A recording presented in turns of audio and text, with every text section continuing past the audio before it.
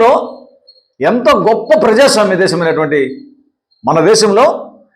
ప్రజల చేత రాజ్యాంగబద్ధంగా ఎన్నుకోబడినటువంటి ప్రజాప్రతినిధులు, ఎమ్మెల్యేలు కానీ, ఎంపీలు కానీ, మంత్రులు కానీ, ఆ తర్వాత ముఖ్యమంత్రులతో సహా వీరందరూ ఎన్నో అవినీతి అక్రమాలకు పాల్పడి మరి ప్రభుత్వ ఖజానాకు గండికొట్టి లక్షల కోట్లు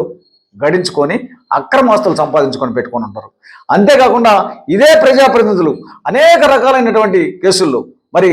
రేప్ కేసులు, మర్డర్ కేసులు, అటెంప్ట్ మర్డర్ కేసులు, భూ కబ్జా కేసులు, రకరకాలైనటువంటి ఆర్థిక నేరాలకు సంబంధించినటువంటి కేసులు ఒక్కొక్కరి మీద పదుల సంఖ్యలో కేసులు కూడా ఈ రాజకీయ నాయకుల మీద ఉంటాయి. ఒక పార్టీ తరఫున గెలిచినప్పుడు, రెండవసారి ఆ పార్టీ ఓడిపోయినప్పుడు ఈ యొక్క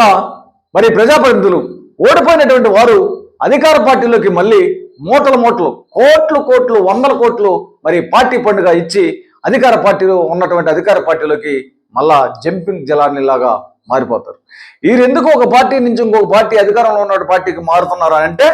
కేవలం వీరి కేసులు మాఫీ చేసుకోవడానికి, వీరి అక్రమ ఆస్తులు మరి కాపాడుకోవడానికి మాత్రమే ఈ విధంగా పోతారు. ఈ విధంగా ఒక ప్రజాప్రతినిధులు, ప్రజల చేత రాజ్యాంగబద్ధంగా ఎన్నుకోబడినటువంటి ప్రజాప్రతినిధులే వాళ్ళ ఆస్తులను కాపాడుకోవడానికి, వారి యొక్క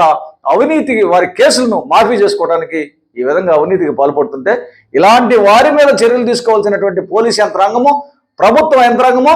నిన్న ఒక పైరసీ చేసినటువంటి వ్యక్తిని, ఐబొమ్మ రవిని మరి దారుణంగా, దుర్మార్గంగా, దేశద్రోహిలాగా విమర్శిస్తూ అతన్ని నిర్బంధించడం అనేది సబబు కాదు. పైరసీ అనేది తప్పు అయితే కావచ్చు, కానీ అతనికి తగు విధమైనటువంటి చట్టం ద్వారా శిక్షించాలి తప్ప, అతనికి ఈ రెండు తెలుగు రాష్ట్రాల్లో వాస్తవంగా మరి పేద, బడుగు, బలహీన మధ్యతరగతి ప్రజలు ఏ విధంగా అతనికి ఆదరణ చూపిస్తున్నారో ఒక్కసారి